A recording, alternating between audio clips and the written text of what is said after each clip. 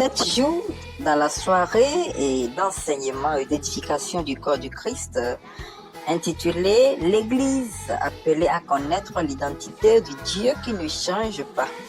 Voici la fin. Quels sont les enjeux qu'avons-nous retenus? Quelles sont maintenant nos visions pour aller de l'avant dans ce réveil? Bonjour, sœur Fabien. Bonjour, frère Marie. Comment allez-vous? Ça va? Vous avez l'air un peu intimidé. Qu'est-ce qui se passe? Bon, d'accord. Je suis ici là juste pour vous poser quelques questions concernant les 7 jours du programme qui s'est déroulé avec la plateforme du Réveil des Nations dont le thème était l'Église appelée à connaître l'identité de Dieu qui ne change pas. En quelques mots, pouvez-vous nous dire ce que vous avez reçu ou bénéficié de ce programme? Je peux dire que durant ce programme, j'ai beaucoup reçu car j'ai appris qu'il n'y a qu'un seul Dieu et c'est Jésus-Christ de Nazareth. Très bien.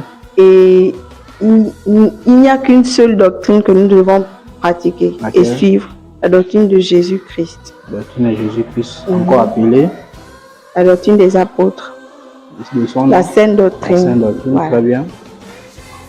Et je peux aussi dire... Vous pouvez aussi dire? Et je peux aussi dire que... Vous avez reçu la force spirituelle de prier, de méditer. Et de pouvoir mettre en pratique tout ce qui a été, la parole de Dieu, tout ce qui a été dit pendant ces 7 jours. D'accord. Et quelles sont vos visions?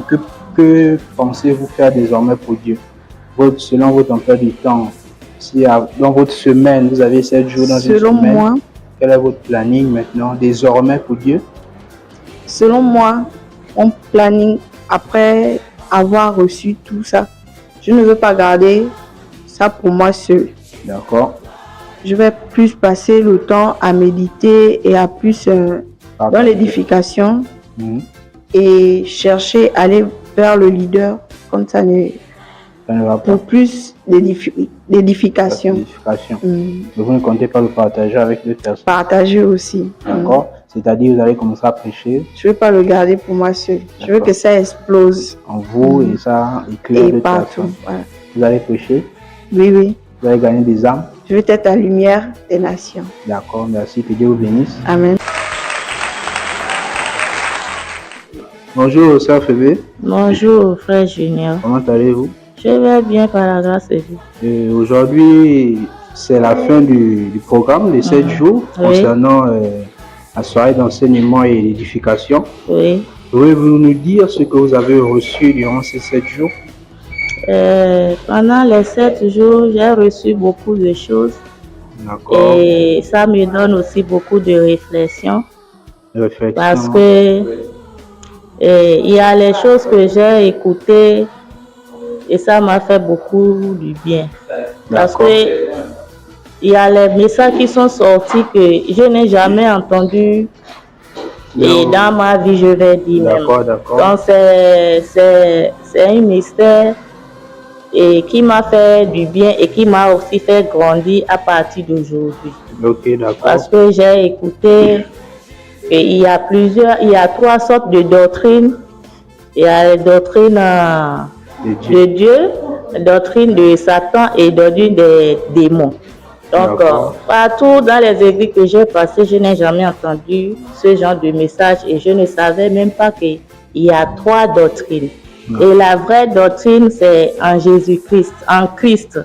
Donc, si on va suivre une doctrine aujourd'hui, c'est la doctrine du Christ qu'il a mis dans les disciples qui sont devenus apôtres. Et leur doctrine, et la doctrine qu'on va suivre aujourd'hui, c'est la doctrine des apôtres, qui est aussi la doctrine du Christ. Donc, on appelle ça la sainte doctrine. La doctrine des apôtres, c'est la seule doctrine qu'on peut suivre sur cette terre pour pouvoir hériter les royaumes des cieux. Et parce que j'ai raté et beaucoup le lundi, mardi, mercredi, j'ai suivi ça en direct, donc je n'ai pas bien compris. Mais tous les 3 jours que j'ai suivi en face, c'est ça qui m'a pu aider à comprendre beaucoup de choses. Et je ne peux pas faire une promesse, mais je sais dans mon cœur, à partir d'aujourd'hui, de ce dans cette soirée d'enseignement, il y aura beaucoup de choses qui vont changer, lui, et je vais aussi enseigner, partager cette nouvelle avec d'autres personnes.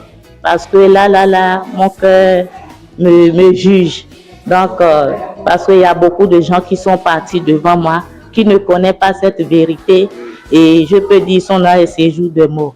Pourtant, moi, quand même, je connais un peu, je peux partager avec ces personnes-là.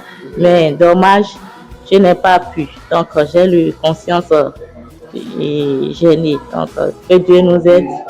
Une dernière question. Comme le thème de Dieu, connaître l'identité de Dieu qui ne change pas. Nous adorons un Dieu qui ne connaissons pas. Mais après, c'est ce que Dieu vous dit de Dieu. Quel est le nom de Dieu? Je connais, après cette soirée d'enseignement, je connais le véritable Dieu qu'on doit adorer.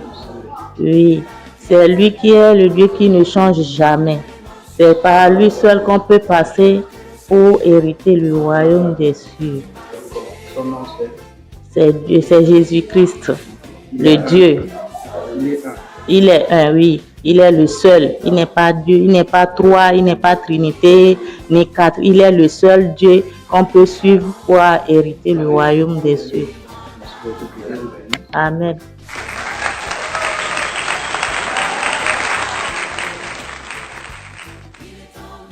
Bonjour frère Zéphirin. Bonjour frère Junior. Comment allez-vous? Je vais très bien par la grâce de Dieu et vous. Je vais bien. Vous avez l'air frère. Vous êtes le prophète ou bien l'évangéliste du ministère? Non, je ne suis pas un prophète ni un évangéliste. Vous n'êtes pas un évangéliste, mais vous avez un faux ligne d'évangéliste là. On dirait que vous avez libéré l'onction pendant ces jours. L'onction est venue parce que la parole était forte. C'est pour cela que le faux ligne a été appliqué. Ok, d'accord. Bon, pouvez-vous nous dire pendant ces 7 jours ce que vous avez réellement reçu pendant ces 7 jours? Parce que je vous vois, vous êtes rempli là. Bon, pendant ces 7 jours, j'ai reçu beaucoup de choses. J'ai connu l'identité de l'homme, l'identité de l'Église, l'identité de Dieu, l'identité du Père. Et j'ai connu qu'il y a une seule doctrine que nous devons suivre. Laquelle? La doctrine de Jésus-Christ et la doctrine des apôtres. Parce que la doctrine de Jésus est dans la doctrine des apôtres. Les apôtres. Voilà. Donc Jésus a transmis cette doctrine aux apôtres. Oui. Mais qui est Jésus réellement? Bon, Jésus, nous allons ouvrir le livre de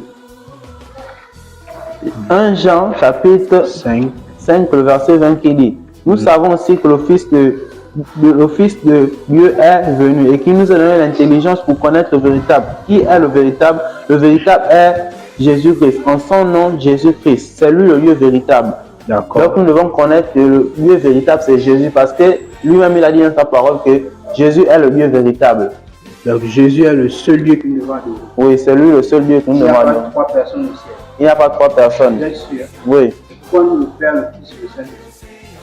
Il a dit le Père, le Fils et le Saint-Esprit parce qu'il disait baptisé en son nom, Père, Fils et Saint-Esprit. Ce qui veut dire que le Père, il y a combien de pères? Le Père, il y a plusieurs pères dans le monde. Et il y a un seul Fils, il y a plusieurs fils aussi, voilà. Il y a plusieurs fils. Et nous devons suivre seulement le Saint-Esprit. Le Saint-Esprit en son nom, Jésus-Christ. C'est lui le seul Dieu que nous devons suivre sur cette terre. D'accord. Et comment vous sentez-vous après ce programme? Quelles sont les dispositions que vous comptez prendre? C'est-à-dire, comment allez-vous vous engager pour faire l'œuvre de Dieu maintenant? D'un côté, je me sens un peu attristé parce que la parole était forte. Et d'un autre côté, je me sens aussi libéré parce que je me prive aussi de certains désirs et je commence à faire l'expérience de la croix. De se priver, de se priver de ses propres désirs et de se laisser être conduit par le Saint-Esprit et passer par la croix. Amen. Merci beaucoup, frère. Oui, merci. Amen. Frère Junior, comment ça va? Voilà, comme on le voit déjà, nous venons de terminer une séance de 7 jours d'enseignement biblique. Je voulais demander quel est le point essentiel de cette soirée. Le point essentiel de cette soirée. Le point essentiel de cette soirée est de connaître l'identité de Dieu. Et c'est quoi l'identité de Dieu? L'identité de Dieu, c'est de connaître son nom. Je dis, c'est quoi l'identité de Dieu? Je n'ai pas dit c'est quoi connaître l'identité de Dieu. Mais au sens où nous sommes en train de parler, c'est quoi l'identité de Dieu? Voilà, l'identité de Dieu, c'est que Dieu est de l'éternité il vient de l'éternité et va à Somme 90, verset 2. Voilà. Comment moi qui pose la question répond encore? Qui est Dieu? Dieu, c'est le Créateur. Qui est Dieu? Je repose encore. Qui est Dieu? Dieu, c'est le Créateur. Au sens biblique, Dieu est esprit. Voilà. Ok. Il faut nous résumer en quelque sorte. Quand on dit Jésus-Christ est Dieu, comment on peut comprendre? On dit Jésus-Christ est Dieu parce que Jésus, c'est l'esprit et Christ, c'est le corps. Voilà. Dieu a dit donc Jésus, c'est Dieu dans un corps. C'est pour ça qu'on dit Jésus-Christ est Dieu. Et donc, Christ, c'est la chair. Christ, c'est la chair, c'est le corps où Dieu habite. Donc, ce qui fait Dieu, homme. Donc, Dieu dans un corps. Jésus, Christ. Jésus, c'est le nom même de Dieu qu'on nous a caché.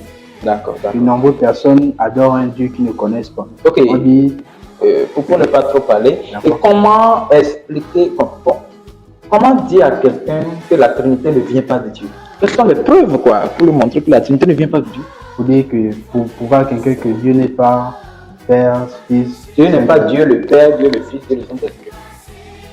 Bon, nous avons notre référence de base, 1 Jean chapitre 5 au verset 20, qui nous dit, nous savons aussi que le Fils de Dieu est venu. Maintenant, il y a Fils de Dieu. Oui, oui. Et il y a Dieu à part. Il y a Fils de Dieu à part. Oui, mais Fils de Dieu, c'est-à-dire quoi? Dieu et Fils. Dieu, comme vous l'avez dit, Dieu est esprit. Est-ce que si Dieu était descendu... Exact. Je comprends. Ça veut dire qu'il faut montrer à la personne que Dieu est esprit. Donc Dieu s'est mis dans un corps. Et c'est le corps qu'on appelle Fils de... donc autrement, on peut dire aussi corps, le corps de Dieu. Corps de Dieu, mais oui. C'est une expression... On dit Fils parce que c'est une expression... Oui, mais sinon, naturellement, c'est le corps.